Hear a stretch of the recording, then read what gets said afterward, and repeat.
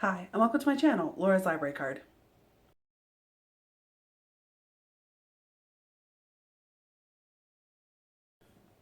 So I am filming the intro to what I hope will be a weekend vlog, 48-hour readathon, little mini cram in as much reading as I possibly can over the weekend. It is currently 5:30, 6 o'clock-ish on Friday, home from work, ready to start my weekend. I do have D&D tonight, so I don't know how much reading I will have a chance to finish tonight because I have D&D. Oh, my earrings. Let me show you my cute earrings. Okay, walk back in, so I didn't have my lights on. So here are my super cute earrings. They are little dice, and they generally, I will say, seem to bring me some decent luck. At least I always joke that I have to wear them to bring me luck with the dice gods while I'm playing Dungeons and Dragons, but last session, I started the session, had rolled 3 like really poor rolls, and was like, oh, my earrings, jumped up, went and put my earrings on, came back, rolled like 2 nat 20s in a row, so seems to be a correlation there. Just saying. So, anywho, wanted to film this while I had some light, and maybe I'll get a little bit of reading done before our session starts, and maybe a little bit before bed, but probably won't tune in again tonight, but just wanted to tell you, I hope to read as much as possible over the weekend. During the month of August, I am participating in 2, maybe more readathons. I am definitely participating in the Tropical Readathon, and there are quite a number of prompts that need to be fulfilled for that. I have already finished, I think, 5 books so far in August, which is great. It is the 12th, I think? Friday, whatever that day is. It's been a long week, friends.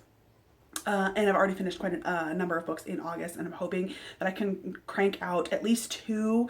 I am 70% or so of the way through Something Wilder by Christina, and I'm hoping to finish that up this weekend. I probably can knock that out in another hour-ish tomorrow. And then I also have Book Lovers by Emily Henry, which I really need to get to because my library loan expires probably within the next 48 hours. I'm also maybe single-digit percent of the way into that book, not very far at all, still chapter 1 or 2, have that started. So those are the 2 that I am definitely hoping to focus on and finish this weekend.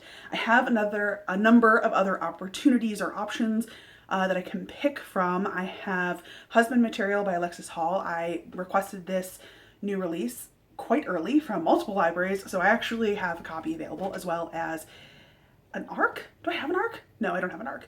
But I'm hoping to read that book and put out a review video for Husband Material because I recently reread Boyfriend Material in anticipation of Husband Material coming out, and also I did a full, I can't remember if there's spoilers or not, I did a full review video for Boyfriend Material on my channel way back in the day, I think like 2 years ago, and that has, I think, one of my highest viewed videos, just kind of cumulatively over time. So I'm hoping to read Husband Material and put out a review video for that. And yeah, I have a couple of other options. I have, what is it, Legends and Lattes, Lattes and Legends. I have Game Changer by Rachel Reed. And I have a number of other things that I have planned for the Tropical Readathon. And I think I also have, oh, I was hoping to read Recursion as well, so I might try to get that because I have that book physically, and so while I'm home, I'm gonna try. So I have a lot of opportunities, a lot of options this weekend. Don't really have it very much on the schedule after D&D tonight, and yeah, I will tune back in with reading updates and let you know how I'm doing. Hi, okay, update time. So it is 8:30 on Saturday night. I'm not going to say that Saturday was a total wash exactly, but it was not the most productive and didn't really follow my plan. So, anywho, Friday night was great. I had a super fun session of D&D.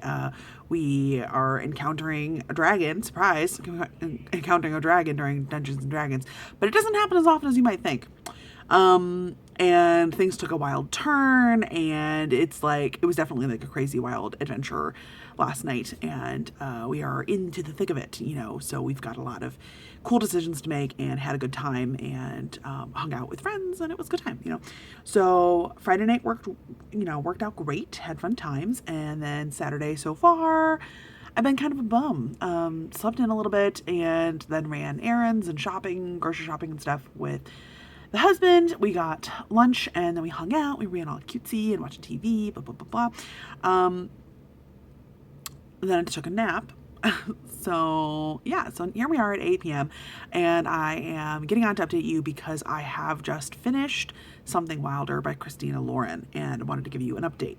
So, I think I have read practically every book that this author duo has written. And this is one of their newest releases. I think it is their newest release. I think it came out in 2022. So, did I like this book? Did I like this book? Yes, kind of, sort of. I don't know. This book was kind of weird for me personally. I only had to finish off the last like 25-30% of it or so today, so just kind of plowed right through that in an hour and a little bit. But anywho, the premise of this book is that our main female character, Lily, is running a business in Utah, I think, where she is leading these tours in the Utah wilderness, canyons, views, beautiful, gorgeous. Yay for desert. And so people can come and, ride horses and solve puzzles. And it's partly, just adventure and beautiful outdoors and seeing the nature, and also partly sort of like a treasure hunt vibes, looking for Butch Cassidy's long lost missing treasure. The main male character is a character from Lily's past. The two of them, Leo and Lily, fell in love when they were young, when they were like 19 and 20-ish, like, 20 and 22-ish, somewhere right in there. And kind of had this whirlwind romance one summer, fell in love, and then they parted ways and a whole bunch of miscommunication happened, and it's now like 10 years later. So, and he and his like a bunch of guy friends are taking this adventure. He did not realize that Lily was the person who was like guiding these tours and stuff. So, surprise, guess who your guide is. So the premise, I definitely had heard ahead of time that this was a adventure romance, and there definitely is sort of an adventure kind of element to this book, but it just was kind of a weird book. I felt like the pacing was just kind of off. I felt like it was an adventure, but like the romance was just kind of this very secondary aspect, but I wouldn't classify this as like an adventure book or as a women's fiction book. It just is kind of meh to me. This is a second chance romance, which I frequently don't like. And I felt like the whole reason why these two didn't work out the first time was really dumb. It was just like, well, he never called me because he had stuff going on, and she never called me because she had stuff going on. And now we've both been like heartbroken and hurt for the last 10 years. And basically there's almost no emotional development in this book either, because they're both just like, but the pain from the last 10 years, I never stopped loving you. And then they're like, okay, cool, let's be together. That's it. Like, they're just like, they're like, we're very different people. Or like, we live very different lives, but like, I never stopped loving you. I never stopped loving you. The end. Let's make it work. And the actual like time in book is like a week-ish, and there's no like getting to know you. They just like hash out the problem that happened that was 10 years ago, and then they're just kind of like, but can we make something work? And then they're together. And so it just felt weird to me. I felt like I was like, yeah, but why do you guys like each other? Like, I understand you have this chemistry and love from 10 years ago that we like don't get to hear anything about. So I was just kind of frustrated with the romance elements. And there was also this element where like, I don't know. I don't want to go into too many spoilers or anything. This book was kind of weird, and it kind of took this turn at like 30% that I hadn't been expecting. And so then it felt like everyone was just kind of like making like light of this situation. And I was just kind of like, what is happening here? So anywho, I am glad it's done. To me, it was like really just like a super middle of the road book. Like, was it great? No. Was it terrible? No. Was it forgettable? Yeah, kind of. So yeah, I am not really sure. This one just didn't land for me. So, I have a little bit of a headache. I did just take an ibuprofen, so hopefully that will start kicking in sometime soon. I do have intentions of reading Book Lovers, but I think that I need an audiobook or something because of said headache. I might watch some more TV and be a bum, but my whole plan, my grand plan of reading as much as possible this whole weekend has kind of gone out the window because it's, 8 o'clock on Saturday and I've not read much. So I will tune back in when I know a little bit more, and hopefully my next update is a little more exciting. Hi, I am just over 50% of the way through Book Lovers by Emily Henry, and I'm enjoying it so far. I did go into this book with a little bit of trepidation, let's say, because I really enjoyed Beach Read and did not particularly care much for People We Meet on Vacation. So I had heard a little bit that Book Lovers was more similar to Beach Read than it was to People We Meet on Vacation, and I don't know for sure where I heard that or why they said that, but so far I am enjoying this.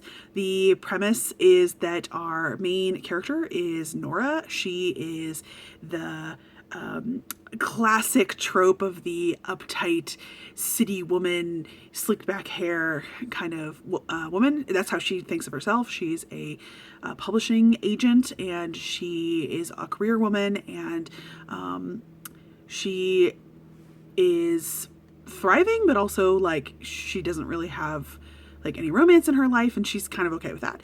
So at the start of this book, her sister is pregnant, and they are starting to just feel a little disconnected from each other. They're just not quite as in sync as they used to be, and so her sister recommends that they go on a vacation. So we know from like the prologue or from chapter 1 that Nora, a couple years previously, met Charlie, who was an editor, because she wanted him to work on a book, with her, and he said no thank you. He wasn't interested in that book, and it was sort of an intense sort of dislike from both of them. And then they happen to run into each other while Nora and her sister are on vacation, and it turns out that Charlie like lives in this small sleepy town, which had been the setting for the book that is now a great bestseller, but that he turned down. So that's kind of like now Charlie and Nora are kind of like working together, and there are other sort of shenanigans going on with Nora's sister. So yeah, at this point, unfortunately, like there's kind of a lot going on in my personal opinion.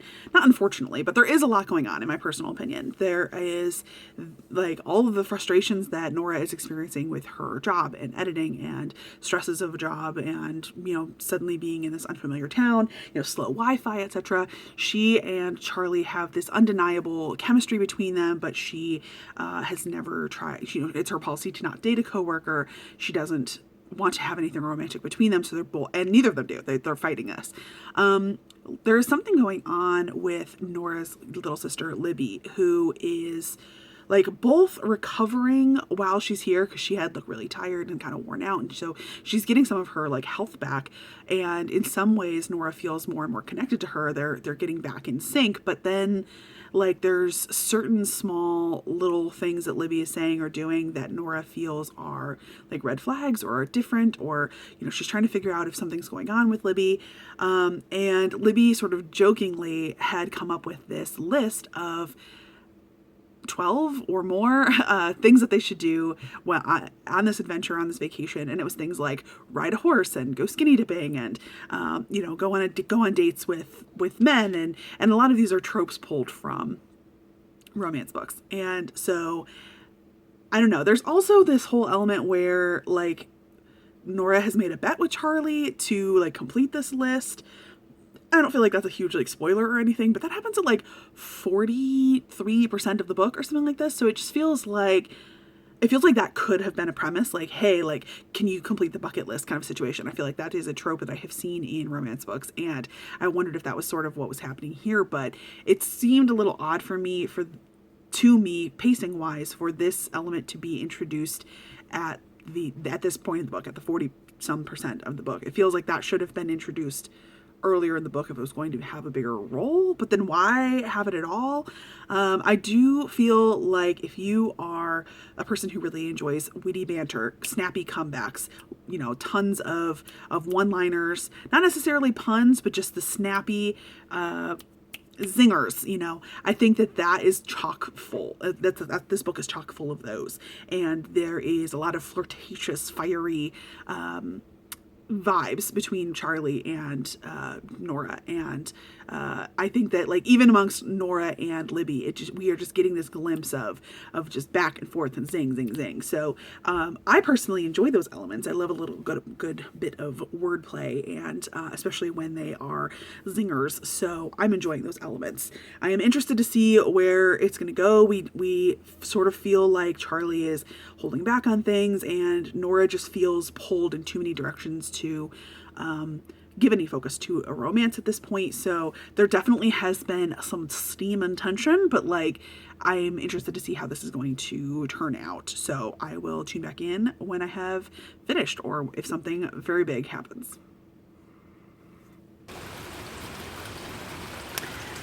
Okay, well, this is definitely not coming across on camera, but the sky is like yellow, green, gorgeous rainbow over here, but like it's also pouring rain.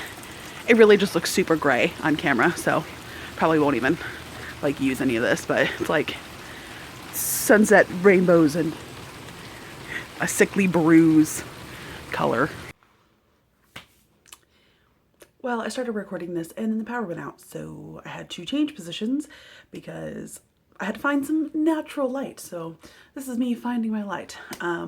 But yes, so I finished Book Lovers by Emily Henry last night, and now I am updating you on my final thoughts. It's hard to kind of put things into words, but I'm gonna try. So overall, I like this book. I did think it was a little bit more similar to Beach Read by Emily Henry than similar to People We Meet on Vacation. I'm not 100% sure why I feel that way, but I think it's just sort of, they're similar overall themes. I feel like Beach Read had romance with a heavy grief element where that main character was dealing with a death of a family member. And in Book Lovers, there is a romance with a heavy, also sort of family theme going on. And honestly, I would say that though I enjoyed this book, that was an element that frustrated me. It was an element that I enjoyed and appreciated in Beach Read, but here I'm not sure exactly what it was about the whole sister dynamics, and maybe it was Libby as the character, but the sisterly bond situation was obnoxious to me a little bit. Not all the time, but some of the time. I felt like I wanted more from Libby. I think that she felt a little pixie manic dream girl situation a few times. Like she just was constantly we're gonna rescue the bookstore, and this is me wearing bright purple sundresses, and it just seemed like I never really got a very clear picture of what was going on with Libby, and that was kind of frustrating with me, and frustrating to me. And I understand that there was a strong bond between the two of them, and I really enjoyed seeing the elements of this sisterly bond and how they both were struggling with the loss of their mother at such a young age, and sort of not that we really get to see a ton of that in the past, but how that has both enhanced and how their perspectives of that time in their life have molded who they are today. I felt like those elements were interesting, but I was kind of annoyed with Libby's actions, and I felt like things that we learned in the second half of the book about how she views Nora, and also how she views their relationship, and how she sort of has this how her viewpoint of their past has shaped her, or I don't know. There was something about it that annoyed me, and I can't quite put my finger on that, but I became frustrated with how much of this story was Nora reacting to the elements going on with her and Libby. And, like, I don't want to give out spoilers here, but like something happens with Libby that like causes Nora to like really, really freak out. And then something else happens with Libby that causes Nora to really, really freak out. And I just wanted, Nora was also going through her own stuff at the same time, which, is realistic to life, that you have your own stuff going on at the same time as you have to deal with family stuff at the same time as you're falling in love. Like, I appreciated that there was that much going on, but also there was something about the Nora and Libby situation that was obnoxious to me. And I felt like there had, for such a, for two people who had such a close bond, and then they were so similar together or like not similar, but so in sync with each other for so long, it just seemed that was really undermined when we learn about exactly how many things they're keeping from each other or trying to, you know, say without saying. And it just kind of was annoying to me. But I think I've rambled on that too much. Otherwise, I still really enjoyed throughout the whole book the banter and the witty zingers, as I mentioned in my previous clip. Felt like that was a strong element to this. The whole book was that the writing was strong. I felt like there was also quite a number of times when I highlighted a line and enjoyed the turn of phrase that Emily Henry was using, especially having to do with books or just kind of making connections with other people. And yeah, I will say that I felt that there was a little bit of a tonal kind of shift with Charlie as a character. I felt like his independence took sort of a backseat once he and Nora kind of got somewhat involved. I don't want to get too much more into that without, you know, talking about spoilers and stuff, but it just kind of, that element also frustrated me a little bit. I felt like his, we learned more about, I guess, maybe it's just his true character or what, I don't know, but I felt like his characterization kind of changed and shifted and was not exactly what I felt it had started as at the start of the book. But overall, I did really enjoy this book. I really liked that Nora was, you know, a bitch and that she never was like villainized for being a queer person, and she was never villainized for choosing to be a city person, for choosing to be childless, and no one was trying to change her. And that was not that how, like, I don't really consider this a spoiler, but like at the end of the book, she's not barefoot and pregnant in the in the rural, you know, country, happy to totally change her life and her viewpoint. Like, she is still, you know, she's undergone some growth and change, but it's never compromised or changed who she is inherently, aka this like sort of workaholic, you know, badass. So I like those elements. So I felt like the writing was strong. I felt like the characterization was strong. I would have liked maybe a hair more from Charlie.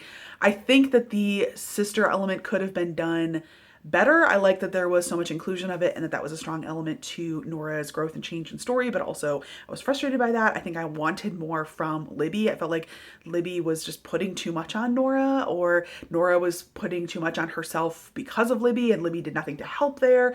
I don't know exactly. I'm not sure I can put my finger on it, like I said. But overall, I do think that it was good. I think it was great. It was not a 5-star read for me, but I definitely enjoyed it more than people we meet on vacation. So those are my final thoughts on Book Lovers, and I definitely will be interested to continue to read more from Emily Henry as she publishes more.